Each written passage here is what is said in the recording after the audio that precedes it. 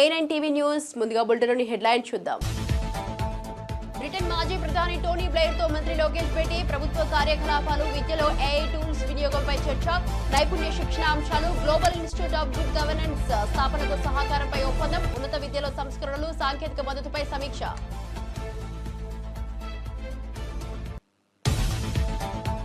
కాంగ్రెస్ ప్రభుత్వంపై ఘాటు వ్యాఖ్యలు చేసిన బీఆర్ఎస్ ఎమ్మెల్యే, తెలంగాణ ప్రయోజనాలను కాంగ్రెస్ ప్రభుత్వం తాకట్టు పెడుతోందని మండిపడ్డ నిరంజన్ రెడ్డి, నిజంగా ఉరి తీయాల్సి వస్తే కాంగ్రెస్ ప్రభుత్వాన్ని ఉరి తీయాలని డిమాండ్.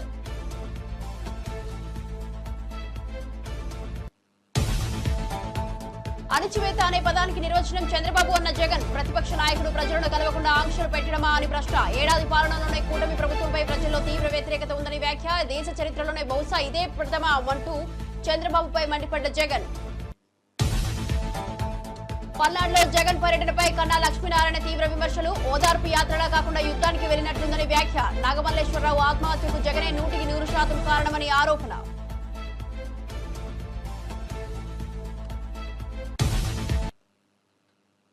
డీటెయిల్ చూస్తే కేంద్ర జలశక్తి మంత్రి సిఆర్ పాటిల్తో తెలంగాణ సీఎం రేవంత్ రెడ్డి, మంత్రి ఉత్తమ్ కుమార్ రెడ్డి సమావేశమయ్యారు.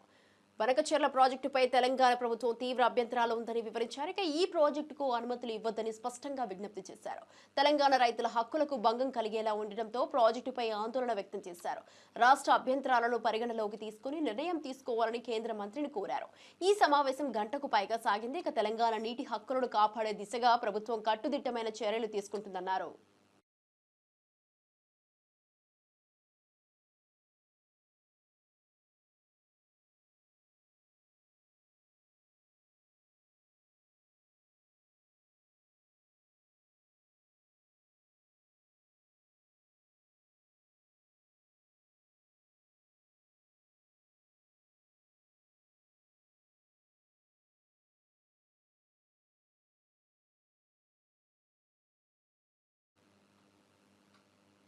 తాజ్ ప్యాలెస్ లోని టోనీ బ్లెయిర్ ను కలిసిన మంత్రి నారా లోకేష్ విద్యారంగ అభివృద్ధి సహా పలు అంశాలపై చర్చించారు. Tony Blair institute for global change ద్వారా AI టూల్స్ తో విద్యా వ్యవస్థను అభివృద్ధి చేయడంలో సహకారం అందించేందుకు బ్లెయిర్ అంగీకరించారు. ఇక 2024 డిసెంబర్లో TBIతో ఏపీ విద్యాశాఖ ఒప్పందం కుదుర్చుకున్న సంగతి తెలిసిందే.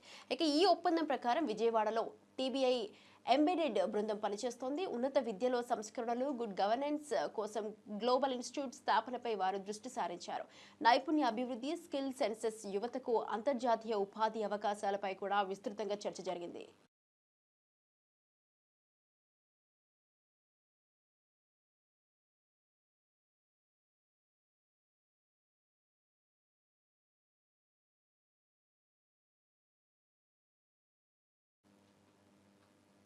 ఫ్రీ బస్ పథకం అమలు ఎలా జరుగుతుందని ప్రశ్నిస్తూ మాజీ సీఎం జగన్ చంద్రబాబుపై విమర్శలు గుప్పించారు.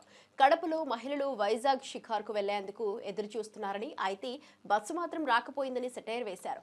పథకం పండగలు మారుతున్నాయి గానీ బస్సు మాత్రం రాలేదు అంటూ వ్యాఖ్యానించారు. రాష్ట్రంలో ప్రకటించిన పథకాలు వాస్తవానికి దూరంగా ఉన్నాయన్న అభిప్రాయాన్ని వ్యక్తం చేశారు. చంద్రబాబు ప్రభుత్వం హామీలు ఇచ్చి అమలులో విఫలమవుతోందని జగన్ ఎద్దేవా చేశారు. పథకాల విషయంలో ప్రజలకు అబద్ధాలు చెప్పడం మానుకోవాలని సూచించారు. అన్నిటికన్నా చాలా సులభం.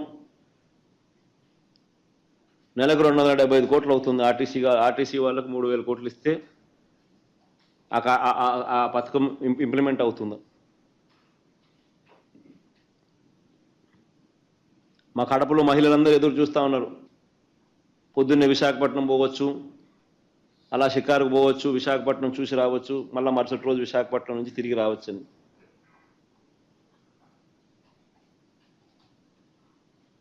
కడపలో మహిళలందరూ ఎదురు చూస్తూ ఉన్నారు. ఈయన వచ్చినాడు, చేస్తానన్నాడు, సంవత్సరం అయిపోయింది, పండగల పేర్లు మారుతూ ఉన్నాయి. ఫస్ట్ ఏమన్నాడు? ఉగాది అన్నాడు. మళ్ళీ ఏమన్నాడు? ఉగాది అయిపోయింది, దసరా అయిపోయింది, సంక్రాంతి అయిపోయింది, మళ్ళీ ఏమన్నాడు? మళ్ళా ఉగాది అయిపోయింది, ఇప్పుడు మళ్ళీ ఆగస్ట్ 15 అంటున్నాడు.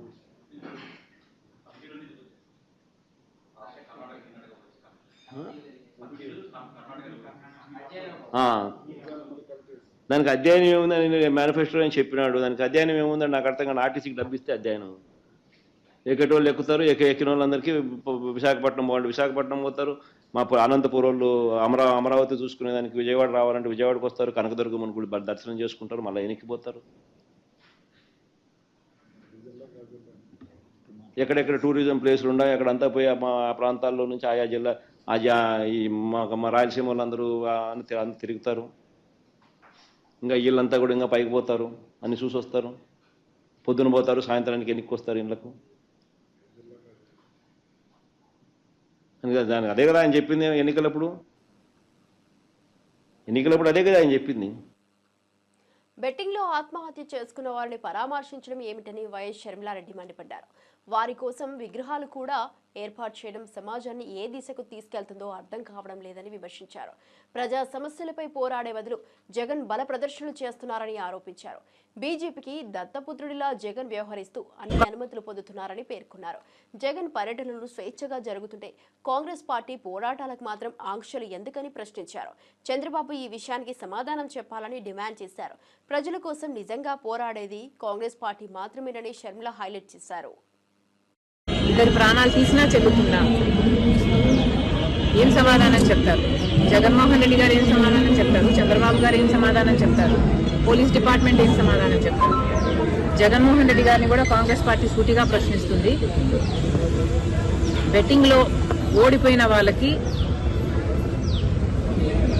విగ్రహాలు కట్టడం ఏమిటి? వాటికి ఒక పార్టీ అధినేతగా జగన్మోహన్ రెడ్డి గారు వెళ్ళటం ఏమిటి? సమాజం ఎటుపోతుంది? ఎటు తీసుకువెళ్తున్నారు? ఒక నాయకుడిగా జగన్మోహన్ రెడ్డి గారు ఏం చేయాలి? ప్రజల సమస్యల మీద పోరాటం చేయాలి. చంద్రబాబు గారిని నిలదీయాలి. సూపర్ 6 ఏమైంది అని అడగాలి. రాజధాని విషయంలోనైనా, వైజాగ్ స్టీల్ విషయంలోనైనా, పోలవరం విషయంలోనైనా, స్పెషల్ స్టేటస్ విషయంలోనైనా చంద్రబాబు గారు ఇంత అన్యాయం చేస్తున్నారు. మరి ఏమైంది అని ఒక్కసారైనా అసెంబ్లీకి వెళ్లి నిలదీసే దమ్ము జగన్మోహన్ రెడ్డి గారికి లేదు. కానీ ఇలా బల ప్రదర్శనలు చేసి ప్రాణాలు తీసే కాంగ్రెస్ పార్టీకి మాత్రమే హౌస్ అరెస్టులు చేస్తారా? గోదావరి బనకచెర్ల లింక్ ప్రాజెక్టుపై తమ ఆందోళనలను కేంద్ర మంత్రి సిఆర్ పాటిల్కు వివరించామని తెలంగాణ మంత్రి ఉత్తమ్ కుమార్ రెడ్డి తెలిపారు. ఇది చట్టవిరుద్ధమైన ప్రాజెక్టుగా భావిస్తున్నామని స్పష్టం చేశారు. ఈ ప్రాజెక్టుపై తెలంగాణ ప్రజలు, రైతుల్లో తీవ్రమైన ఆందోళనలు ఉన్నాయని గుర్తు చేశారు. తాము వెల్లడించిన అంశాలన్నింటినీ కేంద్రం పరిగణలోకి తీసుకుంటామని సిఆర్ పాటిల్ హామీ ఇచ్చారని వెల్లడించారు. రాష్ట్ర హక్కులను కాపాడేందుకు ప్రభుత్వం నిరంతరం కృషి చేస్తుందని మంత్రి ఉత్తమ్ స్పష్టం చేశారు. సీనియర్ మెంబర్స్ ఆఫ్ పార్లమెంట్, మేము కేంద్ర జల వనరుల మంత్రి గారు సిఆర్ పాటిల్ గారికి మా యొక్క concerns about Polavaram Banakacherla link project గురించి సుదీర్ఘంగా వారికి ఎక్స్ప్లెయిన్ చేశాము. ఇది Godavari water dispute tribunal award 1980కి వ్యతిరేకం. అదేవిధంగా ఏపీ రీఆర్గనైజేషన్ యాక్ట్ 2014కి వ్యతిరేకం. ఇది చట్ట వ్యతిరేకమైన ప్రాజెక్ట్ అని వారికి సుదీర్ఘంగా ఎక్స్ప్లెయిన్ చేయడం జరిగింది. అదేవిధంగా ఏ విధంగానైతే ఆర్థిక శాఖ కానీ ఎన్వైరన్మెంట్ శాఖ కానీ ఈ ప్రాజెక్టుకి అనుమతుల విషయంలో వేగవంతంగా అడుగులేస్తున్నాయో, ఇది తెలంగాణ ప్రజల్లో, తెలంగాణ రైతాంగంలో కొంత ఆందోళన బయలుదేరిన విషయం కూడా వారికి కన్వే చేయడం జరిగింది. మరి పోలవరం బంకచెర్ల లింక్ ప్రాజెక్ట్ విషయంలో సీఎం గారు, నేను మాకున్న అబ్జెక్షన్స్, మాకున్న కన్సర్న్స్ అన్నీ కూడా మరి central water resources minister Patil గారు, సెక్రటరీ దేబశిష్ ముఖర్జీ గారు, వారి అధికారులందరికీ కూడా తెలియజేశాం. వారు తప్పనిసరిగా మా యొక్క కన్సర్న్స్, అబ్జెక్షన్స్ పరిగణలోకి తీసుకునే నెక్స్ట్ స్టెప్ వారు వేయబోతారని చెప్పి కూడా వారు చెప్పడం జరిగింది. పల్నాడు పర్యటనకు వెళ్లిన జగన్ పై మాజీ మంత్రి కన్నా లక్ష్మీనారాయణ తీవ్ర ఆగ్రహం వ్యక్తం చేశారు. ఓదార్పుకు వెళ్లావా లేక యుద్ధానికి వెళ్లావా అంటూ విమర్శించారు. ఓదార్పు యాత్రకు వెళ్లిన నాయకుడికి గజమాలలు సన్మానాలు ఎందుకని ప్రశ్నించారు. ప్రతిపక్షంలో ఉన్నా కూడా జగన్ అరాచక చేష్టల నుంచి వెనక్కి తగ్గలేదని మండిపడ్డారు. 100% నాగమల్లేశ్వరరావు చావుకు కారణం జగన్ అని ధ్వజమెత్తారు. ప్రజాస్వామ్యంలో ఇలా ప్రవర్తించడం సరికాదని వ్యాఖ్యానించిన కన్నా జగన్ అధికారంలో లేనప్పటికీ అదే ధోరణి కొనసాగిస్తుండటంపై ఆందోళన వ్యక్తం చేశారు. నువ్వు పల్నాడు మీద యుద్ధం ప్రకటించడానికి వెళ్ళినట్లుందా అని చెప్పేసి నేను అడుగుతా ఉన్నా. నీ ఓదార్పుకి వెళ్తా ఉంటే నీకు గజమాలలు సన్మానాలు ఒక పక్క, ఇంకొక పక్క కొడతాం, చంపుతాం, నరుకుతాం, ఊరిపై ఉన్మాదులను వదిలిన జగన్ 2029లో వైఎస్ఆర్సిపి వచ్చిన వెంటనే గంగమ్మ తల్లి జాతరలో వేట తలలు నరికినట్టు రప్ప రప్ప నరుకుతాం ఒక్కొక్కడిని. ప్రతిపక్షంలో ఉన్నప్పుడు కూడా నీ అరాచక చేష్టలకి ఏమి మార్పేమి నీకు ప్రజలు బుద్ధి చెప్పినా కూడా వచ్చినటువంటి పరిస్థితి కాదు. పూర్తిగా 100% నాగమల్లేశ్వరరావుకి చావుకి కారణం వైఎస్ జగన్మోహన్ రెడ్డేనో, దాంట్లో ఏ విధమైనటువంటి సందేహం లేదు. నిన్ను నమ్మి బెట్టింగులు పెట్టి బెట్టింగుల్లో ఓడిపోయి వాళ్ళ తండ్రి స్వయంగా కాలెక్కించి గుంటూరు పంపించాడు. కానీ ఒక రాత్రి గుంటూరులో పండుకొని తెల్లవారి పొద్దున గుంటూరు నుంచి బయలుదేరి, నేను 17వ తారీఖు చెప్పినట్టు వాళ్ళ బంధువులు అవమానపరిస్తే బయలుదేరి నువ్వు వెళ్ళి చావు అంటే బయలుదేరి అతను చచ్చాడు తప్ప, పోలీస్ హెరాస్మెంట్లో అయితే సత్తెనపల్లి నుంచి గుంటూరు వచ్చేటప్పుడు తగాలి. కానీ నీ బంధువుల హెరాస్మెంట్ వల్లనే గుంటూరు. తెలంగాణ అవసరాలు తీరిన తర్వాతే రాయలసీమకు న్యాయం చేయాలన్న కేసీఆర్ వ్యాఖ్యలను వక్రీకరిస్తూ రేవంత్ రెడ్డి తప్పుడు ప్రచారం చేస్తున్నారని మాజీ మంత్రి సింగిరెడ్డి నిరంజన్ రెడ్డి విమర్శించారు. చంద్రబాబు నీళ్లు తరలిస్తుంటే దాన్ని పట్టించుకోకుండా కేసీఆర్ దావతిచ్చాడంటూ రేవంత్ పిచ్చి మాటలు మాట్లాడుతున్నారని మండిపడ్డారు. అసలు కేసీఆర్ లేనిదే నీవు ఇక్కడ ఉండేవాడివని రేవంత్కు గుర్తు చేశారు. ఇక రాష్ట్ర అభివృద్ధిలో కేసీఆర్ పాత్రను మరవడం తగదని హెచ్చరించారు. నీటి విషయంలో ప్రజలను తప్పుదోవ పట్టించే ప్రయత్నం మానుకోవాలని సూచించారు. మా డబ్బు తీరినాక, మా సాగుబడి వెళ్ళినాక తప్పకుండా మిగిలిన నీళ్లు ఇతర క్షామపీడిత ప్రాంతాలకు పోవాల్సిందే. రాయలసీమ ప్రజలకు కూడా న్యాయం జరగాల్సిందే. ఇది ఆనాడు నేడు రేపైనా మేము ఇది మాట్లాడతాం. దీనికి కట్టుబడి ఉన్నాం మేము. నువ్వు తెలంగాణ గాలికి వదిలేసి అవతలకు సాయం చేసేటువంటి విధంగా నువ్వు మాట్లాడతావు. రోజు తెలంగాణను తేలిక చేసి మాట్లాడుతావు. 10 ఏళ్ళ తెలంగాణను అవమానించి మాట్లాడుతావు. కేసీఆర్ లేకపోతే నువ్వు ఎక్కడ నాకు అర్థం కాదు. ఈ తమాషా ఉంది. తెలంగాణలో లేకపోతే నువ్వు తెలంగాణ ముఖ్యమంత్రి ఎట్లయితావు? తెల్లారితో పొద్దుముక్తే కేసీఆర్ని గుర్తులేదన్న పనికి మాల భాషతనా? అది కూడా వయస్సు, అనుభవం, దక్షత ఏవి పరిగణలోకి రావు. అంత వేరే చేసి అంత కడుపులో తీవ్రమైన విషయంతో మాట్లాడితే కానీ నీకు అది తృప్తి జరగదా? ఎంత తీక్షణంగా కూర్చి మాట్లాడితే అంత ఆనందపడేటట్టు ఏం పద్ధతి ఇది? కాళేశ్వరం ప్రాజెక్టు కేబినెట్ ఆమోదం తెలపకుండా నిర్మించారని సీఎం రేవంత్ రెడ్డి చేసిన వ్యాఖ్యలపై బీజేపీ నేత ఈటల రాజేందర్ ఘాటు కౌంటర్ ఇచ్చారు. కేబినెట్ ఆమోదం లేకుండానే ఇంత పెద్ద ప్రాజెక్టు నిర్మించారని నిరూపిస్తే తాను రాజకీయాల నుంచి తప్పుకుంటానని సవాల్ విసిరారు.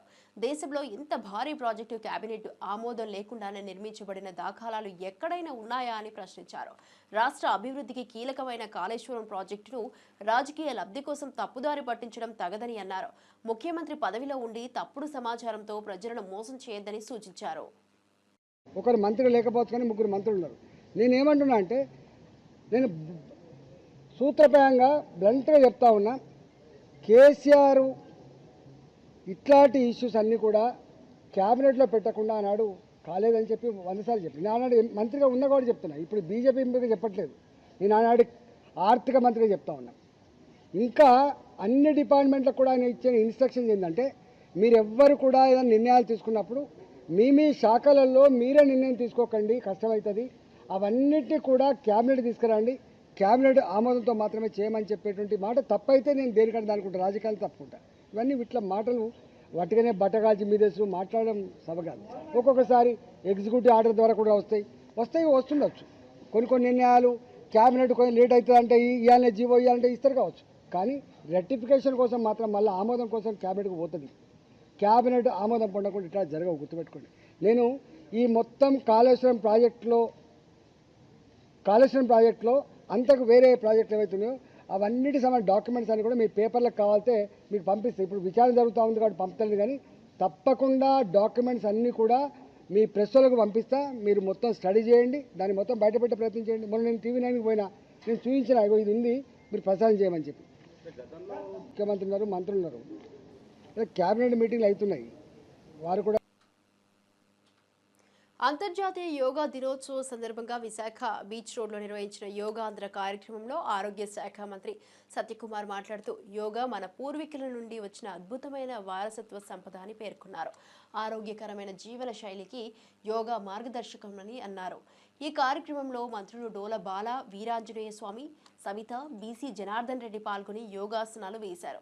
బీచ్ రోడ్లో నిర్వహించిన ఈ యోగా విమానంతో విశాఖ వాతావరణం ఆధ్యాత్మిక శోభను సంతరించుకుంది. ప్రజలందరూ రోజువారీ జీవితంలో యోగాను భాగంగా చేసుకోవాలని నేతలు పిలుపునిచ్చారు. మేళవించి మనకు అందించిన అద్భుత వారసత్వ సంపద యోగా. ఒక అద్భుతమైన యోగా ప్రదర్శనకి విశాఖపట్నం వేదిక కానుంది. దాంట్లో విశాఖపట్నం నుంచి 5 లక్షల మంది పైగా భాగస్వాములయ్యి ఒక యోగాని ప్రపంచం విస్తుపోయేలాగా ప్రపంచం ముందు పెట్టే అవకాశం మనకు విశాఖపట్నం వాసులకు కలిగింది. ఇటువంటి అవకాశాన్ని మనం అందరము సద్వినియోగం చేసుకోవాలి. రిజిస్ట్రేషన్ చేస్తున్న సందర్భంగా 2 కోట్ల లక్ష్యాన్ని గౌరవ ముఖ్యమంత్రి గారు పెట్టినప్పుడు 2 కోట్లు సాధ్యమవుతుందా అనుకున్నాం. కానీ సగటున ప్రతిరోజు 10 లక్షల చొప్పున 20 రోజుల్లోనే 2 కోట్ల మంది రిజిస్ట్రేషన్లు 21వ తేదీ నాడు యోగాలో భాగస్వామ్యం వహించడానికి చేసుకున్నారు. మారిన పరిస్థితుల్లో అనేక మానసిక రుగ్మతలు లోనవుతున్న నేపథ్యంలో చిన్న పిల్లలకి ఈ యోగాను ప్రాక్టీస్ చేయడం ద్వారా, ప్రాణాయామం నేర్పించడం ద్వారా వారిలో ఆ ఒత్తిడి తగ్గి ఏకాగ్రత పెరుగుతుంది. తద్వారా చదువు మీద ధ్యాస పెట్టగలరు. అదే యువతలో కూడా ఒక ఆత్మవిశ్వాసం పొందుతుంది. వయసు పెరిగిన వారిలో ఒక ఆరోగ్యకరమైన వాతావరణంలో వారు ఉండడానికి అవకాశం ఉంటుంది. మన దైనందిక జీవితంలో దీన్ని ఏ రకంగా మనం తింటామో, ఏ రకంగా పడుకుంటామో, ఏ రకంగా కార్యాలయంకి వెళ్తామో, ఏ రకంగా టీవీ చూస్తామో, ఆ రకంగా ప్రతిరోజు యోగా కోసం 1 గంట సమయాన్ని ఇస్తే అనారోగ్యం బారిన పడకుండా జాగ్రత్తలు తీసుకోవడానికి అవకాశం ఉంటుంది. ముఖ్యమంత్రి గారు ఎప్పుడు చెప్తుంటారు, క్యూరేటివ్ మెజర్స్ కన్నా ప్రివెంటివ్ మెజర్స్ తీసుకోవాలని. అనారోగ్యం బారిన పడిన తర్వాత, ఆరోగ్యం చెడిపోయిన తర్వాత దానికి చికిత్స అందించడం కన్నా ఆ ఆరోగ్యాన్ని కాపాడుకుంటూ అనారోగ్యం మన దరిదాపులకు రాకుండా చూసుకోవాల్సిన బాధ్యత వ్యక్తిగతంగా మన అందరికీ ఉంది. కుటుంబంలో మన కుటుంబ సభ్యులను కూడా చూసుకోవాల్సిన బాధ్యత కూడా మన అందరికీ ఉంది. ప్రజల్లో ఆరోగ్యం పట్ల అవగాహన, వారి యొక్క శ్రద్ధ పెంచాలనే లక్ష్యంతో ఈ కార్యక్రమాన్ని తీసుకోవడం జరిగింది. పారిశుద్ధ్య కార్మికుల సేవలు అమూల్యమని గుర్తిస్తూ వారి మాతృమూర్తులకు గౌరవం లభించేలా తల్లికి వందన పథకాన్ని అమలు చేయాలని మంత్రి నారా లోకేష్ ను కూటమి ఎమ్మెల్యే కొలికపూడి శ్రీనివాసరావు కోరారు. పారిశుద్ధ్య కార్మికులు రాత్రింబవళ్లు శ్రమించి నగరాలను శుభ్రంగా ఉంచుతున్నారని, వారికి వారి తల్లులకు ప్రభుత్వ మద్దతు అవసరమని తెలిపారు. ఈ పథకం అమలుతో సమాజంలో సేవా భావానికి గౌరవం పెరుగుతుందని అభిప్రాయపడ్డారు. లోకేష్ ఆధ్వర్యంలో జరుగుతున్న పురపాలక అభివృద్ధి కార్యక్రమంలో పారిశుద్ధ్య కార్మికులకు ప్రత్యేక గుర్తింపు రావాలని కోరారు. పిల్లలందరూ అమలు చేయడం ద్వారా విద్యారంగంలో ఒక భారీ విప్లవానికి, భారీ మార్పుకి పునాది వేసిన విద్యాశాఖ మంత్రి లోకేష్ గారికి తల్లికి వందనం పథకంలో లబ్ధిదారులైన తిరువూరు నియోజకవర్గంలో ఉన్న పిల్లలందరి తరఫున, వారి కుటుంబాల తరఫున తిరువూరు శాసనసభ్యుడిగా ధన్యవాదాలు తెలియజేస్తున్నాను.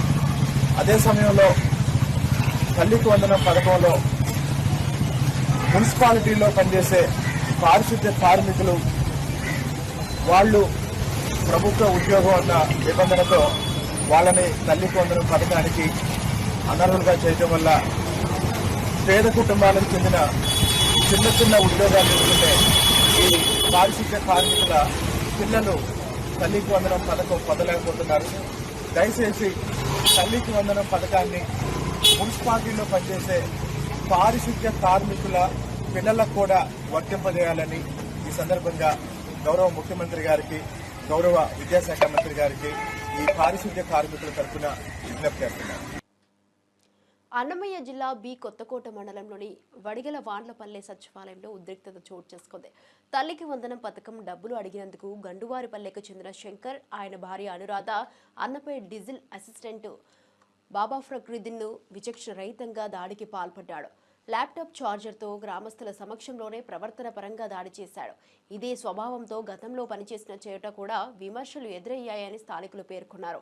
ఈ ఘటనపై స్పందించిన పోలీసులు ఫక్రుద్దీన్ను అదుపులోకి తీసుకున్నారు. ఇక అతని ఉద్యోగం నుంచి తొలగించాలని గ్రామస్తులు గట్టిగా డిమాండ్ చేస్తున్నారు. ప్రభుత్వ సర్వీస్లో ఉన్నవారు ప్రజల పట్ల సముచితంగా ప్రవర్తించాల్సిందేనని గ్రామస్తులు స్పష్టం చేశారు. ఆల్రెడీ నిన్ననే ఎంపీడీఓ కంప్లైంట్ చేశాము, అతను చర్య తీసుకున్నారు. మరి ఈరోజు మళ్ళీ అడగడానికి వచ్చి ఈ విధంగా భయపడుతుంది. ఎవరు అతను? Digital assistant. ఏం పేరేమి?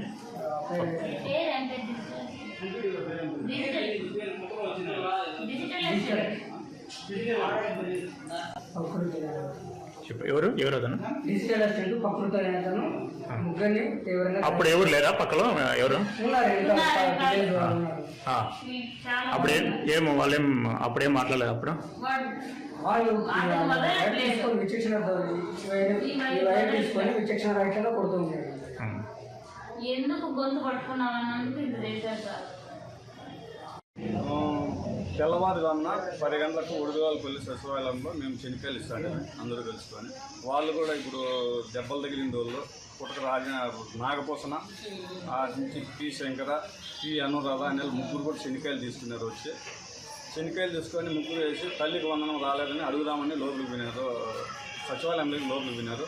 లోపలికి పోతానిట్లే మాకు తల్లికి వందనం పడిందా లేదని డిజిటల్ అసిస్టెంట్ బాబా ఫక్రుద్దీన్ అతను పోయి అడగ్గా అతను చాలా ర్యాష్గా మాట్లాడి అడాప్టర్ తీసుకొని ముగ్గురికి తలకాయలు గొడవలు కొట్టేసి చాలా ఇబ్బంది పెట్టి చాలా ఎగిరెగిరి వాళ్ళ తన్ని నానా దుర్భాషలాడి ఎస్సీ అనుకోకుండా చాలా ఇబ్బంది పెట్టేసి ముగ్గురికి తలకాయల మీద ఆడబిడ్డను కూడా చూడకుండా చాలా ఇబ్బంది పెట్టి ఆమెకు తలకాయ కూడా చాలా డ్యామేజ్ చేసి ల్యాప్టాప్ ఛార్జర్ తీసుకొని మొన్న కొట్టేసినాడు. మేము ఆయాలకు శనికాయలు ఇస్తాం, శనికాయలు లేకుండా పరిగెత్తాపోయి అక్కడ ఇక్కడ దొబ్బినాం. ఇప్పుడు మా చేతులు కూడా రక్తాలు కూడా ఇప్పుడు కూడా అంటుతూ ఉన్నాయి. దొబ్బినా కూడా ఉండవు, పోతాడు ఎగిరి తంతాడు ఇది చేస్తాడు. వాళ్ళు వాడంతకు వాడే సైడ్ చిప్పుకొని చాలా ఇది చేసి వీళ్ళకి చాలా ఇబ్బంది. ఎస్సీ అని చూడకుండా తల్లికి వందనం అడిగిన దానికి మాజీ ఎంపీటీసీ పుట్టకెంకటప్ప కుమారుడు అయిన నాగభూషణను, అతని కుమారుడైన శంకరాను, కోడాలైన అనురాధ అనే ముగ్గురిని పట్టుకొని నానా దుర్భాషలాడి. హైదరాబాద్ గాంధీ భవన్లో రాహుల్ గాంధీ జన్మదిన వేడుకలు ఘనంగా జరిగాయి. కార్యక్రమంలో మంత్రులు పొన్నం ప్రభాకర్, అడ్లూరి లక్ష్మణ్, ఎంపీ అనిల్ కుమార్ యాదవ్ పాల్గొన్నారు. రాహుల్ గాంధీ రాబోయే తరం నాయకులకు దిశానిర్దేశకుడిగా నిలుస్తున్నారని నేతలు ప్రశంసలు కురిపించారు. కశ్మీర్ నుంచి కన్యాకుమారి వరకు భారత్ జోడో యాత్రను చేపట్టి దేశ ప్రజల మనస్సులలో స్థానం సంపాదించుకున్న నాయకుడని గుర్తు చేశారు. ఈ వేడుకల్లో కాంగ్రెస్ కార్యకర్తలు, యువత, నాయకులు పాల్గొన్నారు. రాహుల్ సేవల వల్లే కాంగ్రెస్ తిరిగి బలపడుతోందని నేతలు అభిప్రాయపడ్డారు.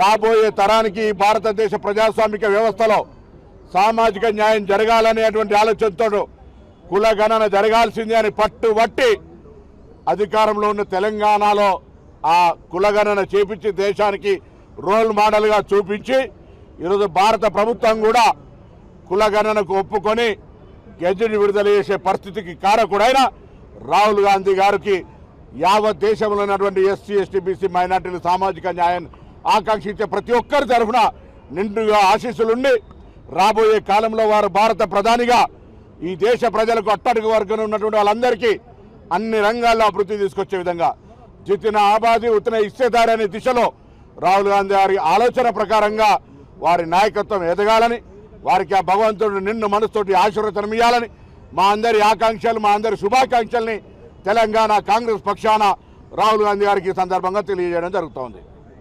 మా ప్రియతమ నాయకుడు రాహుల్ గాంధీ గారి జన్మదిన వేడుకలు మా పిసిసి అధ్యక్షులు వర్యులు మహేష్ గౌడ్ గారు, అదేవిధంగా మా ప్రియతమ ముఖ్యమంత్రి రేవంత్ రెడ్డి గారు ఒక ఆదేశాల మీదకి ఈరోజు గాంధీ భవన్లో చాలా పెద్ద ఎత్తున కూడా జన్మదిన వేడుకలు జరుపుకోవడం జరుగుతుంది. రాహుల్ గాంధీ గారి జన్మదిన వేడుకలు ఎంతో పెద్ద ఎత్తున కూడా జరుపుకోవడం జరుగుతుంది. మరొక్కసారి రాష్ట్ర ప్రజల తరఫున ఎన్ఎస్ఏ, యూత్ కాంగ్రెస్, మహిళా కాంగ్రెస్, సేవాదళ తూర్పుగోదావరి జిల్లా అనపర్తి నియోజకవర్గంలోని షాహాపురం గ్రామంలో మాజీ సీఎం ఎన్టీఆర్ విగ్రహాన్ని ఎంపీ దగ్గుబాటి బృందేశ్వరి ఆవిష్కరించారు. ఎన్టీఆర్ తెలుగు ప్రజల ఆత్మగౌరవానికి చిరునామా అని ఆమె పేర్కొన్నారు. ఇక ఆమె సేవలు పరిపాలన ప్రజల మదిలో నిలిచిపోయాయని చెప్పారు. ఎన్టీఆర్ ఆశయాలకే బీజేపీ ప్రాధాన్యం ఇస్తోందని పురంధేశ్వరి తెలిపారు. ఈ కార్యక్రమంలో పార్టీ కార్యకర్తలు, స్థానిక ప్రజాప్రతినిధులు, గ్రామస్తులు పెద్ద సంఖ్యలో పాల్గొన్నారు. గ్రామ అభివృద్ధికి ఎన్టీఆర్ చూపిన దిశలో తమ పార్టీ పనిచేస్తుందని ఆమె హామీ ఇచ్చారు. గ్రామస్తులందరూ సంకల్పించడం జరిగింది.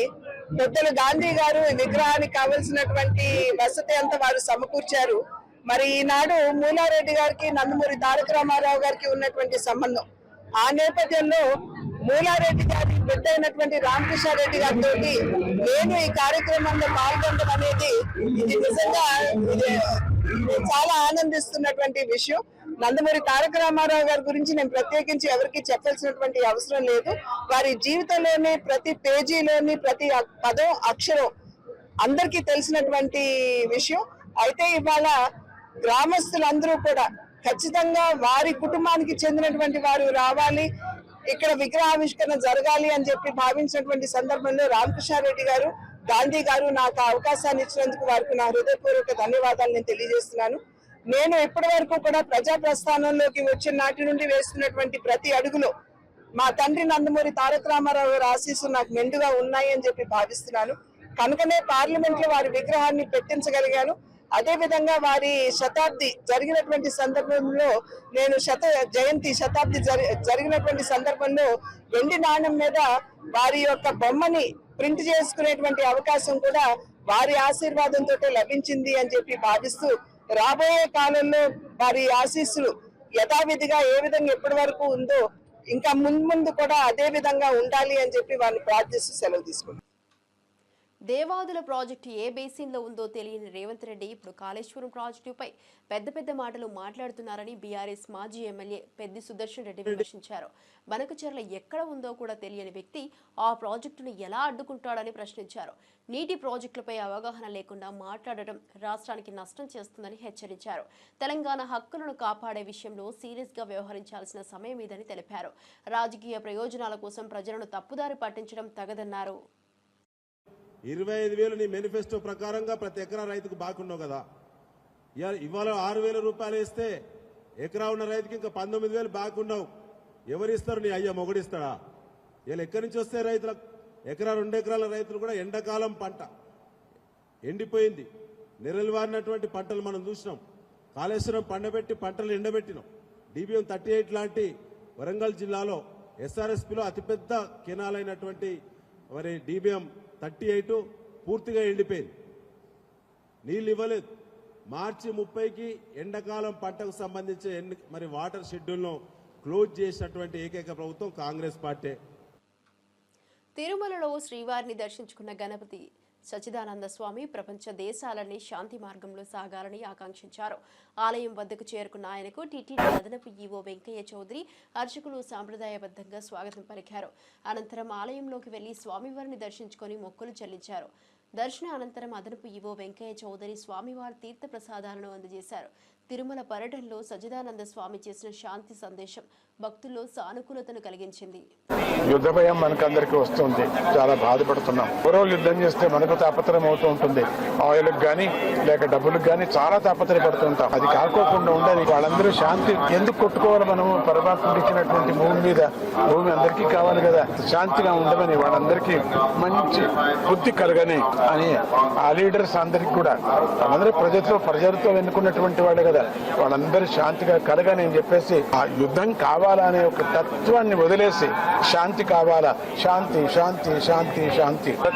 ప్రతి భక్తుడు కూడా వెంకటరమణ స్వామి యొక్క ధ్వజాన్ని ఇంట్లో పెట్టుకోండి, మీకు మంచిది, శుభమవుతుంది. మీకు గోవును రక్షించండి, గోకు ఒక అరటిపండు ఇవ్వండి. గోవు అంటే చాలా ఇష్టము స్వామికి. దుర్మార్గంగా ఇది చేయకూడదు. గోవుని పూజించకపోయినా పర్వాలేదు, దానికి కొంచెం భిక్ష పెట్టండి, ఆహారం పెట్టండి అని స్వామిని కూడా అదే వేడుకున్నారు. యుద్ధ భయం మనకందరికీ వస్తుంది, చాలా బాధపడుతున్నాం. ఎవరో యుద్ధం చేస్తే మన తెలంగాణ కార్మిక శాఖ మంత్రి గడ్డం వివేక్ వెంకటస్వామి కుటుంబ సమేతంగా శ్రీవారిని దర్శించుకున్నారు. ఇక మంత్రి బాధ్యతలు స్వీకరించిన అనంతరం మొదటగా తిరుమల వచ్చి శ్రీవారి ఆశీస్సులు తీసుకున్నారు. ఈ సందర్భంగా రాష్ట్ర ఆర్థిక పరిస్థితి మెరుగుపడి సంక్షేమ పథకాలు సజావుగా అమలవ్వాలని ప్రార్థించారని తెలిపారు. ఇక ఇందిరమ్మ ఇళ్ల కళ నెరవేరాలని, రైతు భరోసా, 200 యూనిట్ల ఉచిత విద్యుత్ వంటి పథకాలతో ప్రజలు ఆనందంగా జీవిస్తున్నారని పేర్కొన్నారు. తిరుమల దర్శన సమయంలో ఆయనకు ఆలయ అధికారులు స్వాగతం పలికారు. శ్రీవారి దర్శనంతో ఆయనకు కొత్త బాధ్యతల్లో విజయవంతంగా నడిపించే శక్తి లభిస్తుందని ఆశాభావం వ్యక్తం చేశారు. లేబర్ అండ్ మైన్స్ మంత్రి పదవి తీసుకున్న తర్వాత తిరుమల రావడం జరిగింది ఫ్యామిలీతోని. వెంకటేశ్వర స్వామి దీవెనార్థులు తీసుకున్న తర్వాత ఇదే మొక్కడం జరిగింది. తెలంగాణ ఆర్థిక పరిస్థితి మంచిగా కావాలి, గ్యారంటీ స్కీమ్స్ ఏదైతే రాష్ట్ర ప్రభుత్వం అనౌన్స్ చేసిందో అన్నీ కూడా సరిగా ఇంప్లిమెంట్ కావాలి. ప్రత్యేకంగా ప్రజలందరూ కూడా ఇందిరమ్మ ఇల్లుల గురించి ఆలోచిస్తున్నారు. వాళ్ళందరికీ కూడా ఇల్లులు కట్టిస్తే 12 సంవత్సరాల కళ ఏదైతే తెలంగాణ ప్రజలకు ఉందో అది పూర్తిగా అవుతుంది. దాంతోపాటు రైతు భరోసా, 200 యూనిట్స్, 10 లక్షల రాజీవ్ ఆరోగ్యశ్రీ స్కీము, సన్న బియ్యం ప్రత్యేకంగా ప్రజలకు మంచి భోజనం చేసుకోవడానికి సన్న బియ్యం ఏదైతే 6 కిలోలు ఇస్తున్నారో ఒక్కొక్క ఫ్యామిలీకి, అది ప్రజలందరూ కూడా చాలా సంతోషిస్తున్నారు. అలాగే అందరూ కూడా 2 రాష్ట్రాలలో మంచిగా గవర్నెన్స్ ఉండి ప్రజలకు మేలు కావాలని చెప్పి కోరుకోవడం జరిగింది. Thank you.